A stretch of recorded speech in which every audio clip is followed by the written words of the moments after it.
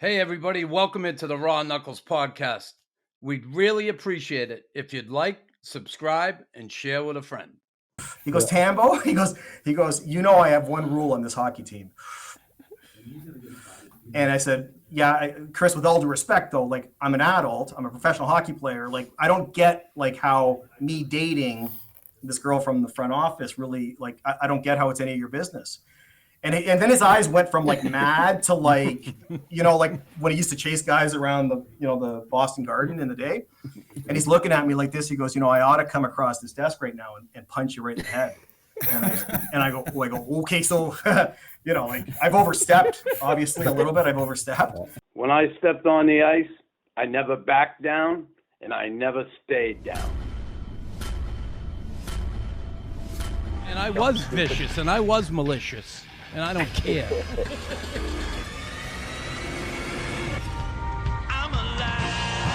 a freaking madman. Look at him going to town. That'll be a suspension. That'll be a fine. Guys, welcome into the Raw Knuckles podcast. This is awesome to see you guys years later after coaching in Chesapeake those few years I did. I've seen some guys over the years, JP O'Connor up here in Montreal. One day on my radio show, I had Brian Callahan, Earl Cronin, and JP all on the show at once. And it was so much fun for me because they were saying shit I just didn't remember. I didn't have a clue, and it was kind of fun. Meet my partner, Tim Stapleton. Tim played in the NHL, Toronto, Winnipeg. He is now alongside Knuckles. He's my protector. Yeah. Tim Stapleton. So say hi to the guys, Timothy. What's up, guys? Tim's your sniper, right? Like you just throw it over to him, and he'll dangle his way through this shit show. Oh, can I say that? Can I say that? Nux said you can say anything you want. Nux, you had 21 goals one year. Do you ever bring that up? You know what? Once or twice. Yeah, once or twice. I think he said we scored 21 goals in the NHL. That's not the truth. So let's get going here. Anyway, Tambo played in the Nets. Mouge was a winger, but he played mostly in Cleveland. We had him for a short time. And Jamie was with us. Were you both years, weren't you? No, 1 year, Jamie.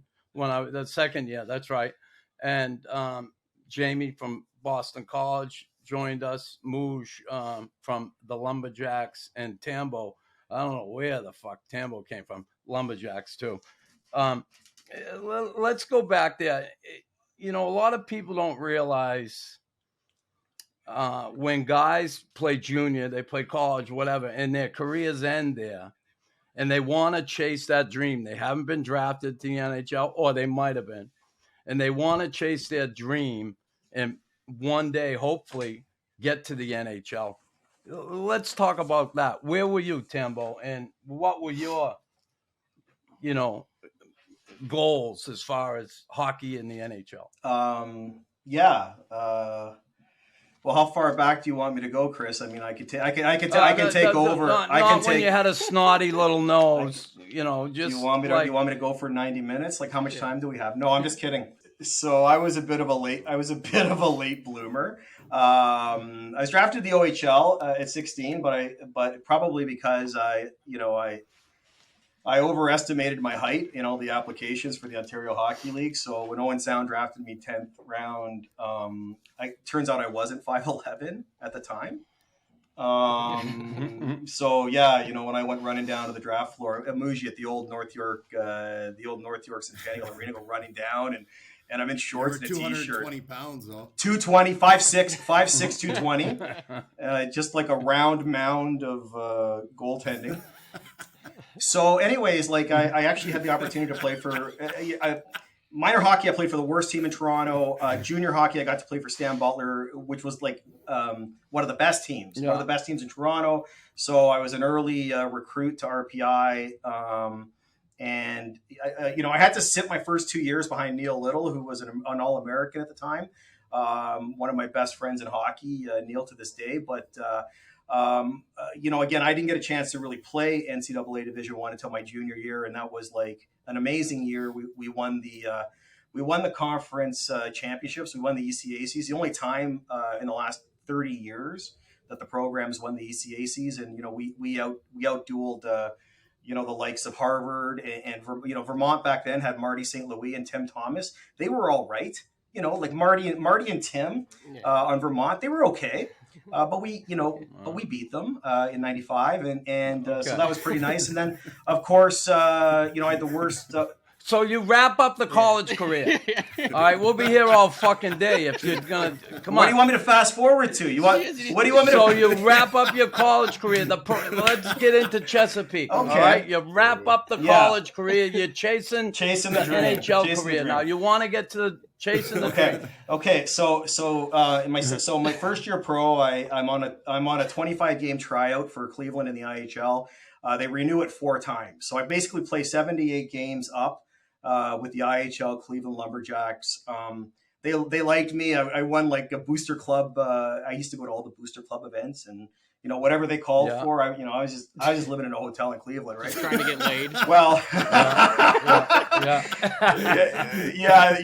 We'll break those down a little later, Steve.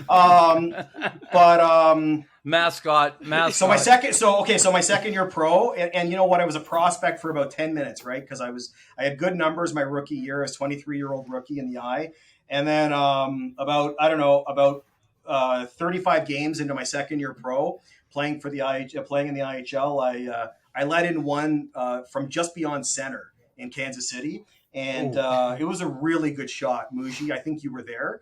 But you're supposed to have those ones evidently from center. Yeah, it was Hines. That's right. It was the shot heard around the world. It was Sean Hines who blasted one by me with a minute left in the second.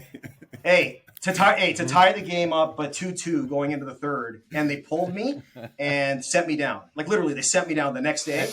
And that's how you got to be alongside. That's when my story really takes a it takes a great turn. It takes a great turn. Took abuse. Takes a great turn. Takes a great turn, and that's how I show up at Chesapeake, because I just let one in from center in the IHL. So Tambo, awesome. You get sent down. It was awesome for us to have you as a goaltender. Believe me, when I had David Abishir, who ended up in the NHL, and I wanted him fucking traded. You were so mad about him. You called him Swiss. You said the last guy in here was like Swiss cheese, literally. What? What are you talking about? So that guy's Mooj, he's a huge prospect. So Mooj, you're in Cleveland with Tambo. Yeah. And how do you end up with Knuckles? It's funny because Tambo was a lot older than me when I was a rookie. We struck up a friendship. We were pretty close, Tambo, and I think it was one of those things. Just like I wish I had probably had you earlier on in my career and got sent down earlier and played. I think it was one of those things where I was sitting in the stands a lot and got the opportunity to come down. First, though, I got sent down to Hampton Roads and played for, which I think everybody in their career should do, play for, God rest his soul, John Brophy. God rest his soul. Yeah. And the story goes, they sent me down for the weekend. And when they sent me down, they said, "You're going down for the weekend." Sunday night, I'm getting off the bus. They shook John Brophy's hand and said, "Thanks for everything. I'm going back up." I called myself back up. I called the biggest lie in pro hockey. "You're going down for the weekend." I called their bluff on it and called myself back up. Oh, it's so and funny. Showed back up at practice. The coach is like, "What are you doing here?" So I called your bluff. But then Michael Mudd, or you like to say, remember this one, Tambo? He's like, "It's not Mudda. It's not Ricky Schroeder. It's Mr. Mudd." You call him Michael. You call him Michael or Mike or Mr. Mudd. We used to call him Ricky Schroeder. Nobody called him Ricky Schroeder. You called him Ricky Schroeder. Oh, I did. Schroeder. He did look like Schroeder, though, didn't he? But then he was a good guy. He was the general manager, right, Mooshie? Yeah, he was in Cleveland there for a long time too. But then, long story short, one of my best buddies was in Chesapeake at the same time, was Cam White, who who loves Knuckles to this day. Talks about him all the time. Calls me all the time. Texts me all the time. Calls me all the time. And Tim, are you related to Whitey Stapleton? No. He's really close. He was really close with Whitey too. Like he's as close with anybody in hockey. He's just he's just a fantastic person. And anyways, great guy. This is my best Knuckles story is Knuckles was doing an interview and Whitey was like throwing tape at him in the back, right? Like he's throwing tape at him in the back. So we come out for practice the next day and Whitey's shoe and keys are in a ball of tape like this, and he had this white t-shirt, and I'll never forget it. Whitey's like a total neat freak and like folds everything. OCD. Yeah. And he gets out after practice, he puts his white shirt on and says "ha fucking ha" on it, like in black permanent marker, and then he goes to get his keys and it's like a big tape ball, and so he's laughing at Nux. And then the next day Knuckles goes to him, he goes, Whitey, how was your chew last night? He's like, what are you talking about? He goes, you didn't see it? And he's like, what are you talking about? And Knuckles had put his toenail clippings in his chew. Oh, it's so gross. I saw it. It was so gross. Because he opened it up and there was toenails in the chew. Oh, it serves him right, though. Whitey got us a bunch of times. But then, yeah, that was it's funny how everything comes kind of full circle. I was in the sauna a couple of years ago, and I'm in the sauna with Larry Robinson, and we had a great chat about Knuckles, and I was telling him what a fantastic coach he was and how well-versed he was. And I think Larry took a little bit of credit for it too, Nux. He, like all of us, he's had a huge influence in all of us, right? So, he had a big impact. There's no question. Yeah. But, that's so cool to hear that. So, Jamie, how did you come to Knuckles back in the day? You went to BC, right? 4 years. I actually, my agent was a teammate of yours, was Steve Rooney. Yeah. And went to camp in Cleveland. And then I think after a couple days there, they were like, oh, you're going down to Chesapeake. I went down drove down with Callahan and a couple guys for a training camp. And then I was like, holy shit, this is crazy. Chris Nilan's our coach, like the guy we watched up, and like being from Boston, just hearing stories about like the wild Chris Nilan, I was like, this is going to be an adventure, like just incredibly in awe. But again, like Mouge and Tambo said, it was very surprising about how versed you were in all things hockey. You weren't just some crazy madman. I mean, there was a good mixture of that thrown in, and it was a blast, and it was, great for my career. I coming out of BC, probably weighing 146 pounds.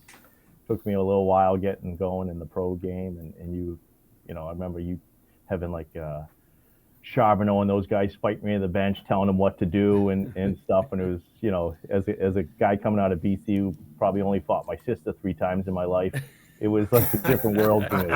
So it's great. Well, do you guys remember when Nux first addressed the team? Was he like, was he given was he trying to put fear in you guys? What was he like when he first addressed the team? Do you guys remember that at all? I mean, I think for me, like being there at the beginning of camp, like I don't know if Tambo and Eva Mouge were ever there, like when you're sitting in the hotel and the coach comes in and kind of introduces it all to you. It was wild. Like you could just see that like he was going to get the best out of you while you were gone. Like if you weren't willing to be all in, you were going to be gone in 20 minutes. And I think there were a lot of guys that were like, this is not what we signed up for. This is crazy. I thought we were going to come down here and just, throw the pucks out and play shinny. But it was, I think that first night the tone was set that this was, Nux's show. And if you weren't going to buy in, you were going to be gone. Was coming from the IHL. It was an older league. Like I wasn't learning much, to be honest with you. And I think Chris was the first pro coach I had where I was like, this guy knows what he's talking about. And not that I was shocked, Knuckles, but I remember being taken back. Like, this is coaching. Well, you should be. And again, I'll just let on to you guys. I remember going into that situation. I never coached in my fucking life, right? They had Rich Preston was going to be the coach, okay? Tampa Bay had Rich Preston there. They ended up calling him up. and he's gone. And like, I think 2 weeks before, I found out the position was open. I called Mother and I went down there. Next thing I know, I have the job on there. Oh shit, I got the job now. Now I got to get, I got to get things going here. And I'll be honest, I was a bit, I was nervous because I thought I had to deal with the stigma of being an NHL tough guy, which comes with you're a dummy, you don't know a fucking thing, and that's it. So I'm coming in that situation thinking that. And I said, I have to do everything I can to, one, get their attention, two, to let them know that I understand the game. I can also, put that forth to them where they're able to relate. And that was one of my biggest fears coming in and as a coach. And, it was certainly a rough start. I mean, remember the start? We were 3-12-5 in the first 20 games, right? That first year was 3-12-5. And man, it was, I ended up getting suspended. I forget what I did that time, but I got suspended for 4 or 5 games. And shocker. Mike Mudd, shocker is right. And then Mudd took over and guys started getting it. Putting the system in place was probably the most difficult thing. And guys understanding it, getting on the same page. Did that year in New Jersey help you going into that? Yeah, huge. It was huge help to me. But again, I was a disciple of Lemire. I learned the game from him. I played with the most confidence in the NHL because of him. When I got with him, he's the guy who really transformed me from just fighting to being able to play the game. So, so I wanted to, take those things I learned from him and share them with the guys that I had. What was like his practices like? What did you run a high paced practice? Too long? What kind of practices did he run? Yeah, I mean, great practices. He's a pro, right? He was an NHLer and a pro, and the practices were just, it's exactly what you expect from a pro coach, right? Like he knew, he knew how to extract the best out of us. Now, personally, and Chris, you can correct me if I'm wrong. not much of a goalie guy, right? Yeah. Like the fucking puck. He literally, this is all he would ever fucking say to me. Pardon my French. He would say, like, Tambo, stop the fucking puck. And I would say things like, practices weren't, they weren't set up for skill development or anything like that for goalies. He expected you to be a pro, to show up, like whether, and back in those days in the East Coast League, there was some fun being had at night, say the night before, like a non-game day. And, we'd all be out, the wee hours, and he didn't care. Like, he kind of expected it, but he expected you to work hard for those 60 or 70 minutes. It wasn't skill development. It wasn't work on any BS. It was come out, sweat, and be ready to play. And I'll tell you, Chris was really, from my perspective, and you guys will probably comment better than I would.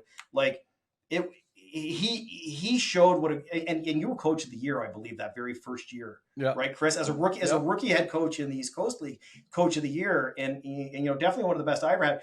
Like in the game, like right before the game, intermission, Staves, things like that. Like he had a way to like bring you right back into the here and now. And oh my God, if we were like asleep at the wheel to start the game, you come in for the first intermission. Like if one of the tough guys had to fight to kind of wake us up, Chris would he would come in guns a-blazing and say, guys, he's putting his hands on the line. He's putting his face on the line.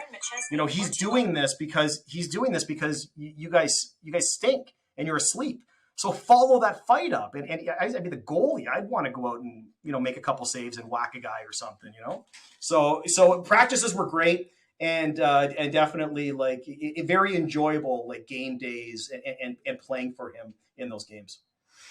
Do you guys recall any incidences with Nux and maybe the referees?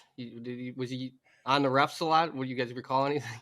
I remember him going after Koharski's kid or something every once in a while. I think he was in there, and but I was going to just comment on the practice. I think one thing about Knuckles is you knew your performance in a game as a team would reflect on what your practice would be like the next day. Distinctly, one time we were, I think, maybe in Hampton Roads, and we were playing soft, and they were beating us. I think he pulled the goalie at like 11 minutes and said, "If you guys I was in Richmond. Richmond, he's like, if you guys let a shot up, like this week's going to be hell." And I want to say for like 11 minutes, like they didn't get over the red line until like the last minute of the game. Like guys were like, this is going to be the worst week of our lives.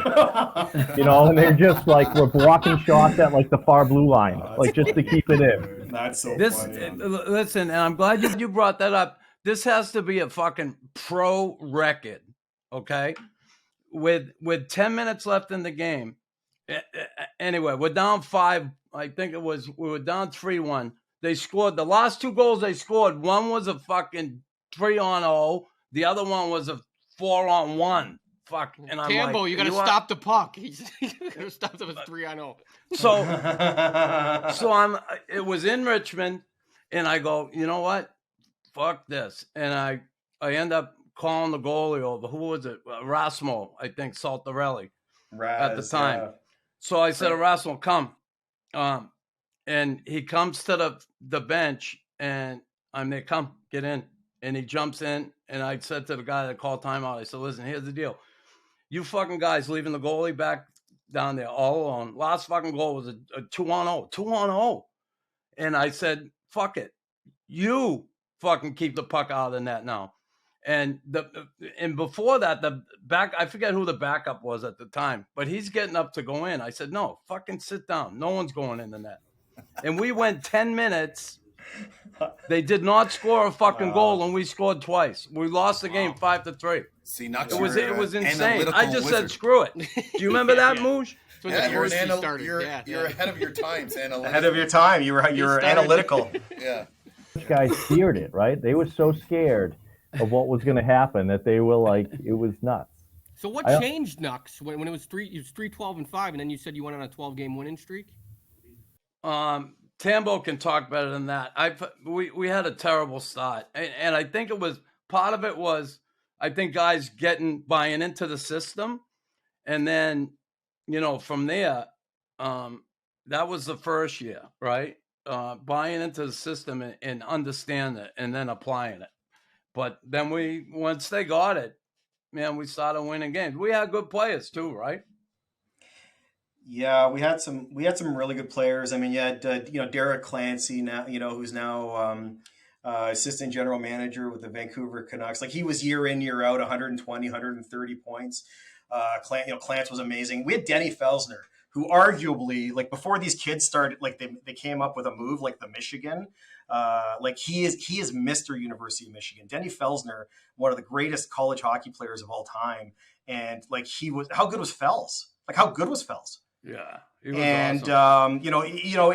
I always say to people like the coast back then and now, Muji, I mean, like you're a head coach in the American League now. Like there's a lot of talent, when those teams are put together the right way, and there's guys that could easily nothing's easy, but there's guys that could play at the NHL level. And I think we had a few guys like that. And, luckily for Chris, in January of whatever year January of his first year, I let in that shot from center, right? Sean Hines. So I came down to him, literally mid-January. And I think that's when we started to, I don't know. It was a good team.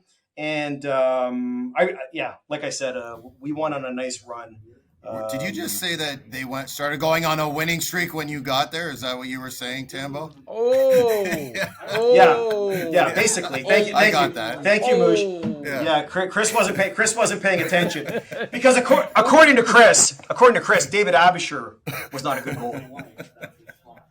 You know what? He wasn't. Swiss he cheese. wasn't that fucking good. He was brutal when he came down there. That fucking kid was flopping all over the place. He was out of shape. Do you remember him where you shoot semicircle and you shoot across? By the time he got halfway through the circle, he was fucking gassed. He couldn't even get to his feet again, that fat fuck. Yeah, I love. You know what I kidding love? me? I love that you can go on Hockey DB now and be like, yeah, David Abisher, did he play a little bit in the NHL? I guess 215 games in the NHL, 912 save percentage. But with Chris, it was He was fucking brutal. He was was brutal. It was bad. Yeah, he was I'll 5 go and with 7. He was 5 and Yeah. 7. Yeah, it was brutal. Couldn't stop the puck. You're talking about the referees. The story I remember with Knuckles was Scott Gordon was the coach in Roanoke. Roanoke, and I remember he sent over the game card, like the starting lineup, and he wrote on there, "I'm gonna kill you" or something. I'm gonna punch you. You know how many times I wanted to do that already? That was funny. I remember he was yapping at players from the fucking bench. I hated that. I never yelled at an opposing player. No. I never No. fucking did that. And that pissed me off. He was yelling at someone on, I think it was LP Charbonneau, a tough guy. And he had to walk in front of our bench to get to his bench with the other guy. And when he come by, I said, "You motherfucker, I will fucking." And he He's so mad. Oh, he shit He gets himself. so He- mad. This is who? Scott Gordon? Yeah. Yeah. The coach for Roanoke was shitting his pants. And I had him as a coach in Quebec City. So Did he remember? Was he scarred? Did he remember being threatened by? I got threatened by Knuckles one time, Staves. Oh, okay. Well, tell us about that. Yeah, so we had one. So evidently, he had one rule on his hockey team, which I find out after about being down for about 3 weeks. My first year with him, that he had that no one is allowed to date the front office staff, like the ladies that worked at the front office. Yeah. And I'm a young single guy. I'm making pretty good money back. What was I making, Moosh? 35, 40 US. I'm a grown man. I'm a grown man, Chris. And so he had this office. You see the office he's in right now? So it's probably like 50% the size of that office. He worked at a broom closet at the Horse Palace. Remember what was it called, Chris? The Horse Palace. And Showplace Arena. The Showplace Arena. So you had like a beautiful broom closet that was your head coach's office, and you called me in there because you caught wind that I was dating one of the girls. So imagine this, Dave. So I'm 24 years old. I walk in there, all-time penalty minute leader, whatever he is in the NHL. He's like got that mean look in his eyes, right? He's that mean look. He's in this small little broom closet and he's smoking. Like back then, he smoked on buses. He smoked. Buses. And he says to me, he goes, "Tambo." Like curfews at midnight, boys. He goes, "Tambo." He goes. I have one rule on this hockey team. And I said, "Yeah, Chris. With all due respect, though, I'm an adult. I'm a professional hockey player. I don't get how me dating this girl from the front office really I don't get how it's any of your business." And then his eyes went from mad to when he used to chase guys around the Boston Garden in the day. And he's looking at me like this. He goes, "I ought to come across this desk right now and punch you right in the head." And I go, "Okay, so I've overstepped, obviously a little bit. I've overstepped." And I said, "Listen, Chris." Before I even say sorry, he was setting me up, right? He goes, "But of course I'm not gonna punch you in the head. You're my starting goalie. These guys all look up to you. Don't be an idiot. If I've got a rule, do you mind just not being an idiot?" And I go, "Yeah." I said, "I'll end." I had to call the girl, and I'm like, "Listen, we're done. We're done." Yeah. Chris won't have it, and she didn't make a lot of sense to her at the time, but trust me, it did. So, How does that make sense to you now? no, still to this day. Okay. He's married to her now. I'm like, okay, yeah. I mean, she's she's one of my favorite ex-wives. That's a joke. But anyways, no. It didn't make any sense, Chris, at the time or now. But you know what though? You could be a little bit crazy because you're a head coach, and we all did need those life lessons, right? I didn't need to be cruising around like I was God's gift to goaltending because I made I was on Tambo. Once you did that, I was on a one-way. Put in your place. I was on a one-way IHL deal. I was making really good money. No. So let's talk about some funny incidents here. And I remember one day I was driving home from the Showplace Arena on a game day. I believe it was a game day. And This is I'm my like, I want to story. get It home. definitely was game day. Yeah, it was game day. And I'm driving along. All of a sudden, there's a line of fucking traffic like you wouldn't believe. And it's just like going real slow. I mean, dead, like 4 miles an hour. I'm just like, what the hell is going on? The line, people behind me. What is going on? For about 10 minutes, I'm going nuts. Anyway, I get going. Turns out O'Leary, and who was with you? Was it Jeep? Cronin was in my car, and Corey Murphy was in the other lane. Oh, Murphy. And it was a 2-laner, and they just went as slow as they possibly could. You would not believe the line of traffic they put behind it. It was like 2 miles. It was crazy. Fucking O'Leary, I wanted to kill you. I want to get home. We flew out of the locker room, too, because we knew everyone was coming behind us on Route 3. 2 lanes. It's playoffs, so Earl Cronin had like a James Hatfield mustache. And people coming up in the breakdown lane being like, we're going to kill you guys. Every light would speed up and slow down. That's great. Finally, Cronin goes, here comes the caddy. We knew Chris had a green caddy at the time. So I was like, oh no, we're dead. So he drove up next to us. And Cronin's like, the legal limit is 30 miles an hour. And Knuckles just like looked at us in disgust and went 100 miles an hour faster. That's so mad. Geez, I remember. I don't know which year it was now, because the green caddy. I don't know if it was before. I had a Jaguar XJ6, right? And they had a guy at the office over at Mike Mudd's office. They had a guy that cleaned vehicles. He'd come in and he'd shine the owner's vehicle and wash it up, and he'd give him a good $20, whatever it was. And so one day I leave it there for him to clean it, and he was supposed to bring it over to the Showplace Arena afterwards and drop it off. Fuck, no car. I mean, what's going on? I get a ride over to the office.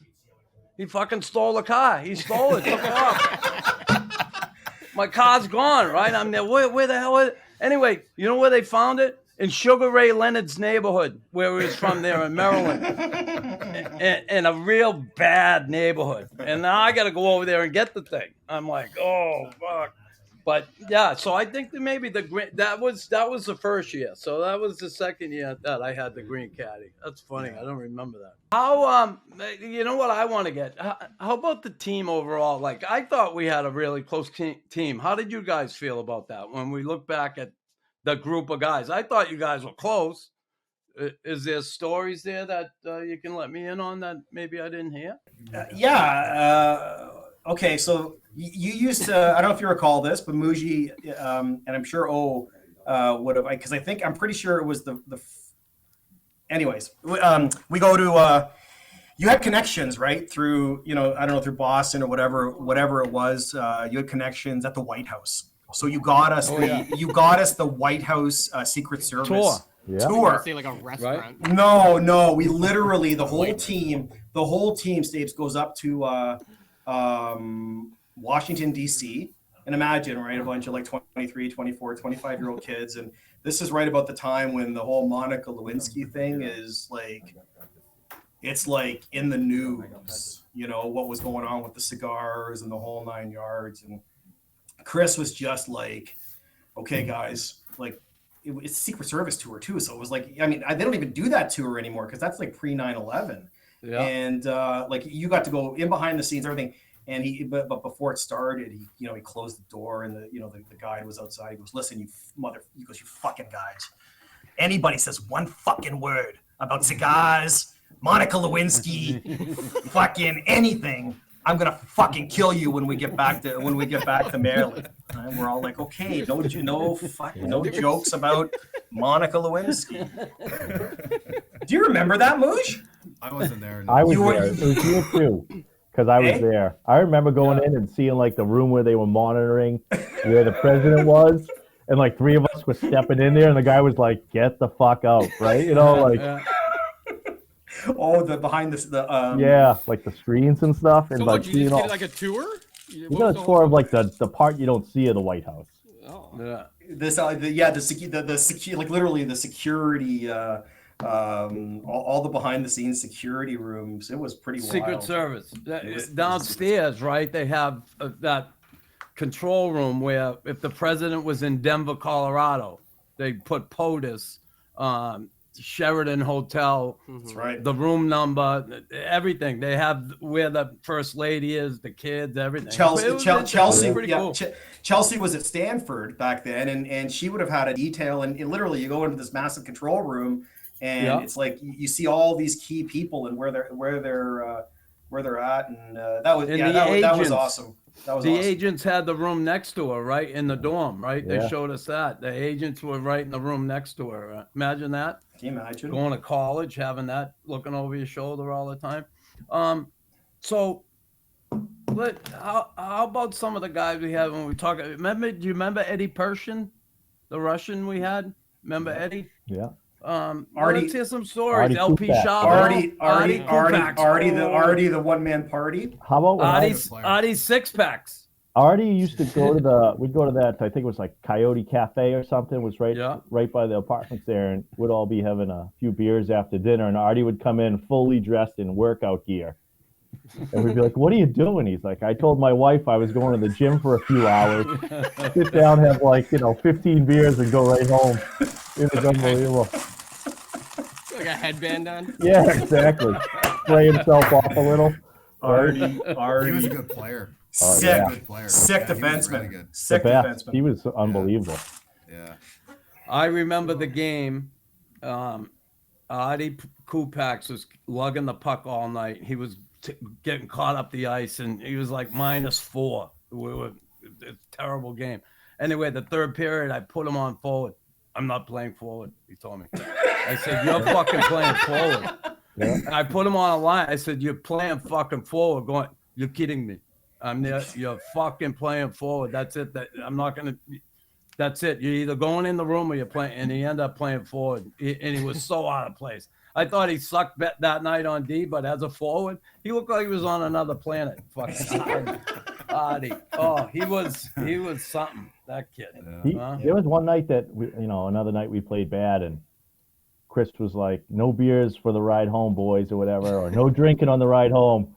And the first gas stop we stopped at, Artie comes in with a 6-pack, and we're like, "Coach said no drinking." He goes, "Yeah, beer's not drinking." And he just started cracking up. Right? And that's also I can't leave this without saying that Coach Nilan used to, would be driving overnight through like the West Virginia hills, and he'd be up front with a 12-pack and a pack of Marlboros, just ripping butts on a bus. Like that. Those are great memories, right? Hey, Mougie, remember the fight tapes, war movies and fight tapes? Like usually you play these tapes. Braveheart like 15 times. Usually it's like the veterans of a club are in charge of like what films are played on a 5-hour bus trip. No. It was Chris. He loved old war movies, and he loved his own Patton. Yeah. And he loved his own fight tapes. And I'm sure nobody said anything. No. He could do whatever he wants.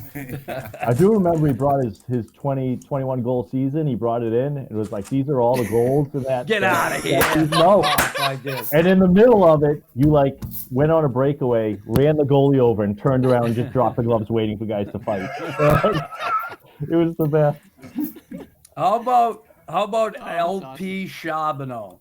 How was LP as a teammate? Like, tough. Was he a good teammate? Nice kid. I mean, he was pretty French, right? So he didn't speak a lot of English, but great guy. And I mean, you had like a few heavyweight fighters on that team. You had Ryan Brown. You had Ravi. You had Rabi, yeah. So there was a couple of French guys, but what I always liked about that team, and I'm sure a lot of that had to do with you, was we learned there that guys come from Russia, guys come from northern Quebec. English is a second language for a lot of guys, but you don't shit on guys about their English, right? Like they come in and they're trying. I mean, we would always say like English in the locker room, please, English in the locker room, but yeah, it didn't matter, right? Like it was a very multicultural dressing room, Yeah, and it was about it was always about like put the team first, put the jersey first, and yeah, I mean that's something I remember. You were very woke back then, right, Knuckles? Woke is not no. Mougie. Who let's think. Who's the guy I'm trying. Did you have any players that told you to like go fuck off? Like, did anyone ever stand up and actually challenge you? I don't think so. Right. Maybe Fells got mad at me once. Yeah. Denny Fells got mad. He got mad at me once, right? Because I said my door's always open. You want to come in and talk? We'll fucking talk, and we'll get it out. And Fells, I forget what it was about. I don't know. I gave him shit about the way he was playing. Anyway, we kind of squared it away. I think he always kind of held it against me. That's fine. How about this night? Now, this night, I felt like I almost lost the team. I don't know if you were there. Who was there? That we were playing a team from out west. Mark Reeds was coaching. He's dead now. Peoria? Thank you. And we were leading like 5-1 the third. They won 6-5, 7-5, something like that. And I come in the locker room after everybody's ripping their stuff off, getting ready to go. And I come in the locker room. I said, fucking put your shit back on. Oh, I wasn't there for that. Were you there, Jamie? I was not. That must have been your No, first that year. was the first year. That was the first year then. And I was worried, Mouge, as a coach, and back then it was still a little old school. You couldn't do that today. Fucking guys would be fucking hanging off their mother's tit. Look, we have to fucking skate. We have to skate. But anyway, everybody gets dressed. They go back. They put this shit back on. And I remember Clance looking at me like, Knox, this isn't good. And we bring him out. Kluche was there at the time. Anyway, I bag skate him. And Mark Reed's funny. He called me the next day and he said, Knox, fucking, I'm so happy you did that because I don't have to do it now. He said, our bus, he said, was right at the top of the ramp there and you could still see in the building. And we weren't, guys were coming out of the dressing room and almost everybody's on the bus. And I'm looking, I see the Icebreakers going back on the ice and start skating. And I just sat there for a minute. I wait till everybody gets on the bus. And I stood up. I said, hey, guys, look out the window here. He said, you guys think I'm fucking hard on you? Look what's going on in there. And they all got up there. Holy fuck.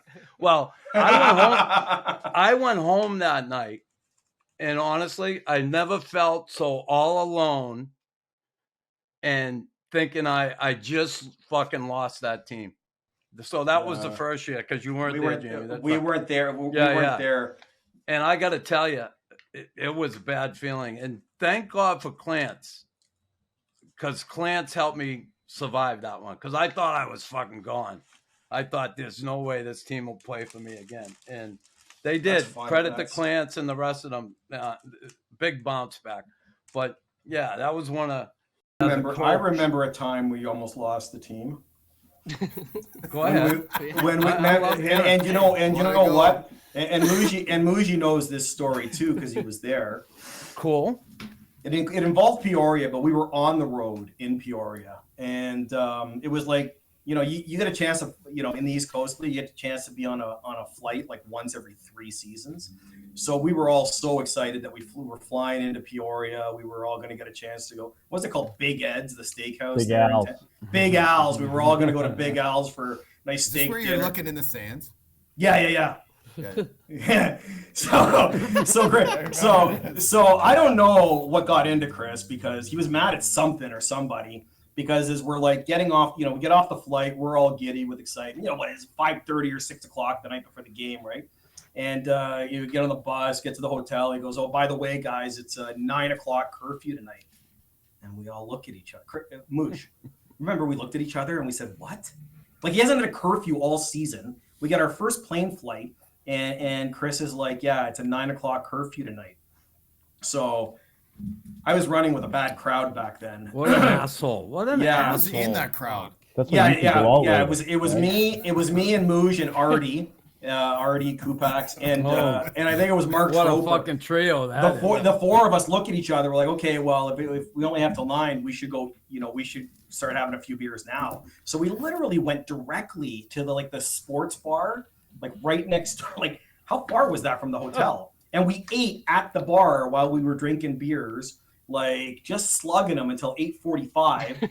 we get our check, right? We call the we call the bartender over, get our check, and at that precise moment, who walks in? Chris Nilan and Nelson Burton, his assistant coach. He walks into that restaurant bar, and he got mad at us. You remember? I remember you Moosh? let the first shot in and you were looking in the stands. That's what I remember. There was so much pressure on me that next night in Peoria. I couldn't even deal with it. And plus, it was a college whatever. If you had a college ID and you were a female, you got in for half off. So it was like college girl night in Peoria that night. Yeah, so when we were looking at the tape the next night, he was so mad. He was so mad. He goes, Tambo, you're not even looking at the fucking face-offs. You're looking in the stands, Tambo. He goes, he was so mad at me.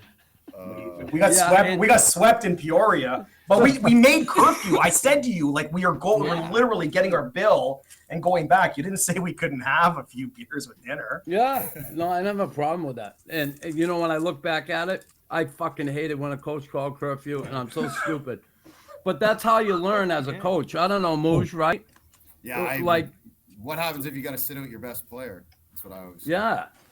Yeah. So you don't have to worry about it now, Knuckles. Guys don't do it. Yeah. They don't, Mouge? No, it's just different. It's just different, right? Right. They just play like video games, right? They play video games like on the bus, even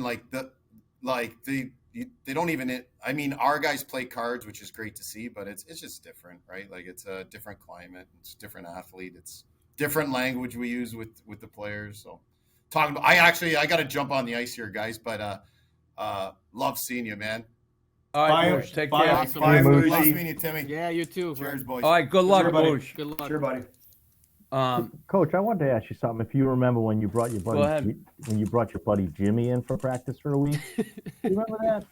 Um, We played again, like Okay. the cities melt together, but it was like Richmond or Hampton Roads or something, and playing real soft.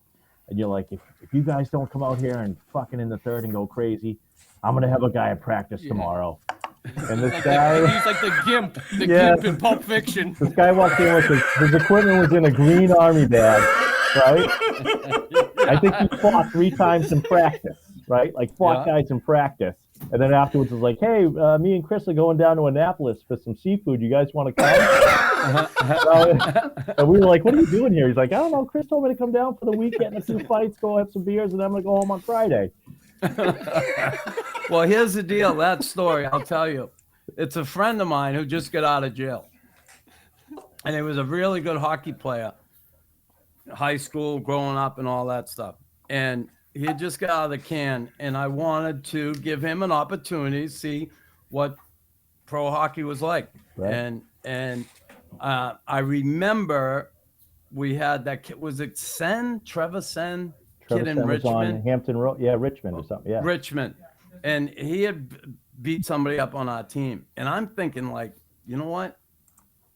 Like, I was so embarrassed by that. I wanted somebody to get this guy. And I'm thinking, I'll bring Fids will come in and he'll do the job. But then I'm thinking, you know what? That's not the best idea, because just saying, if he went and got in a fight with Sen and Sen got the best of him, Right. that he probably would have got Sen on the way home that night. So I'm like, Yeah. okay, Yeah. maybe I won't do that. So anyway, I brought him down and give him the opportunity to practice for the week. He had a blast. It was the kid had sat in jail for the last Yeah. Wow. 10 years, and to be able to come out and get involved and be part of Yeah. something like that. He to this day he talks about it. Said it was such a great experience for him, so I was happy to do that. But it was funny, huh? Guys Oh yeah, guys were like, "Who he the brought hell someone. is He this?" brought someone. He played in a game. I wasn't there. Oh. No, he didn't play in a game. Oh, it was he played. He was practice. Just practice. Well. Oh, were you there when he brought Gaston Gingras? Yes, he played with That was Hamilton, It was right? unbelievable. Wasn't Jason Hamilton his cousin or something? Jason Robinson. Jason Robinson. Yeah. Who's you know what? He's a financial advisor, like 30 minutes north of me. Like we reconnected in the last couple of years. Like Robbie's awesome. funny. But Gaston Gingras was like a legend with the Habs in the day. Like how did he end up in the Coast? Right. He Because knocked I Mike called Liut. him. Didn't he knock out Mike Liut like 10 times?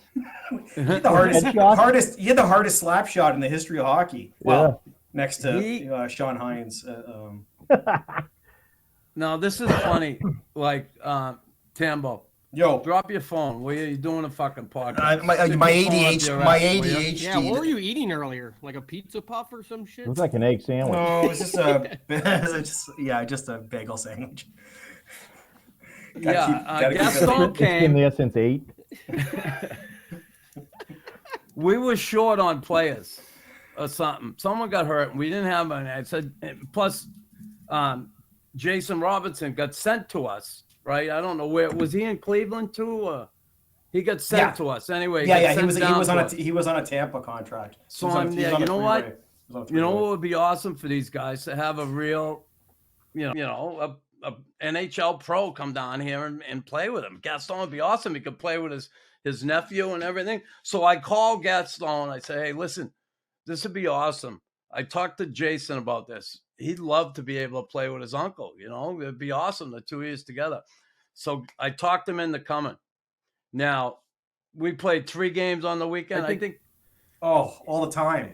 All the time. It was 3 and 3s all the time. Yeah, so Gaston, he comes with a Sunday afternoon. Almost always Sunday afternoon. This is the stand-up guy Gaston was.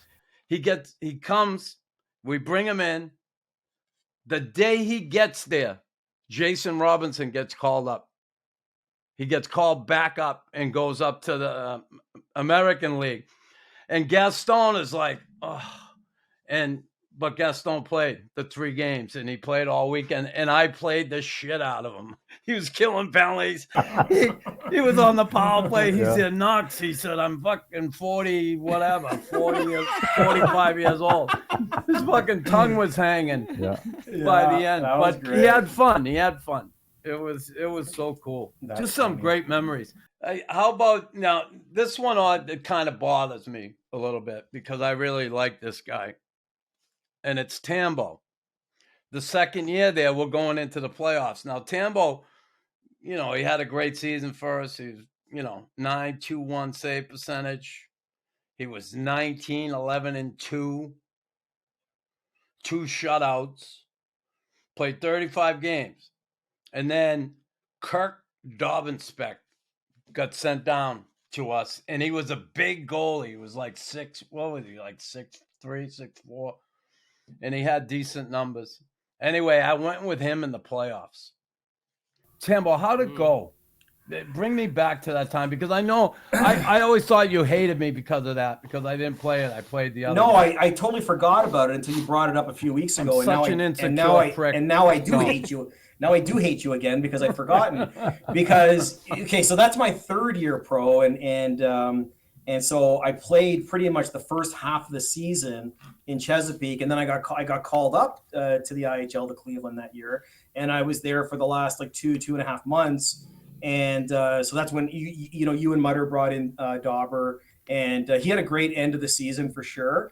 And then Cleveland released me or sent me back to Chesapeake to the Coast right before our playoffs. Actually, in fact. They actually allowed me to play in one of the first round series games. I actually drove down to Columbus because you guys played Columbus Chill in the first round. And they sent me down to play one game and I won. So if you look at the DB, I don't know what the score was, but we won. And then they called me back up right away. You had to play him because I wasn't down. But then I think we won the first round series and then I was back for the second round series. and you wouldn't start me. You just kept No, I playing. stayed with him. You stayed with him, and again, you weren't the best with goalies, so I kind of tried to cut you some slack on that one. And at the end of the day, you just wanted to win, right? And that is the nature of professional hockey goaltending. Is there's only there's one cage, and there's a couple guys that want to be in it, and but I mean, I don't know if do you remember that playoff run? That second, because that would have been Chris's second and last year as a coach, because of course they picked up the club and moved it to Jackson, Mississippi. Yeah, and I left for 4 seasons, right? So Chesapeake became Jackson, and I went down there and played a couple years for Clance. But yeah, I think we could have. We were good, man. We were well coached, and we were good. But sometimes that's just the nature of it, right? An injury here or there, and you're kind of like, whatever. Yeah, we had a lot of. I had a lot of fun with the group, and those are the tough decisions. I hated, honestly, if I'm going with a goalie, I want to go with him. I want to stick with him unless he absolutely stinks it out. Then I'll make the change, especially in the playoffs, right? So I guess I'm trying to explain myself to you and say I'm sorry I didn't go with you, but too fucking bad. Well, I'm not at this point. At this point, it's a little too late for apologies. So, but no, you know what? So it was so much fun and getting to play with you for those 2 years, and I'm just like so grateful, Chris, that we've reconnected here over the last year or so, and I'm not even bullshitting you like you are. You're like a role model to me, and this for me this has been a lot of fun, and if you ever want to do it again, I'd be down with it. So yeah, do you have any regrets as a coach, or is there anything you would have done you wish you would have done differently? Yeah, I guess I would have never called that curfew. Right. I would have. Tambo would have played in the playoffs. Shut off your phone. You didn't know until Tambo told you everything that you regret. No. I would have never called that curfew because I hated curfew. I remember Coach called a curfew. I'm like, fuck you. And so it wasn't the whole team, right? And then that time I bag skated guys after the game. Like, I really wish I never did that. Other than that, I don't have a problem with any of the other shit I did. Do you ever, Chris? Do you ever wish that you had kept on? Talk to me. Do you ever wish you had kept on coaching? You know what? I kick myself in the ass sometimes, but I try not to live in the past. Like, sure, I look back at it and say, geez, I wish. But, in that game, you need to have a general manager who's moving up with you, somebody who can take you with them. Yeah. And Mike Mudd kind of just like worked in the American League level as an assistant, but he wasn't moving up fast either. And I think if I stuck with it, like say a Bruce Boudreau, who was down in the East Coast Hockey League forever. Yeah, he was down in Mississippi, right? Right. He carved out a nice career for himself, but that sometimes I think about it, but today is the tomorrow you were thinking about yesterday. That's right. So I try and live in the moment today. Yeah. That's right. Not going back, not going ahead. Just stay right in the moment. But and I think back, it was a great couple of years of my life. I absolutely loved coaching. I loved being around the guys. You were good at it. And you were lots of fun too. Yeah, I mean, I think when we found out we were going to Mississippi, like the team knew it was getting bought and moved, and I remember talking to like Earl and some other guys from Boston. We were like, "Oh, this show's going down to the South is going to be great," Oh man! And then you ended up leaving, and Clancy took in. It was still fun, but it wasn't. Listen, gentlemen, I want to thank you for joining me today. It was awesome to catch up again. Pleasure. Jamie, Mike, awesome stuff, and maybe we'll do it again. We'll get grab some more guys and get this dog and pony show. It'd be fun. Keep up the great work, guys. This was a lot of fun. Thanks for having us on.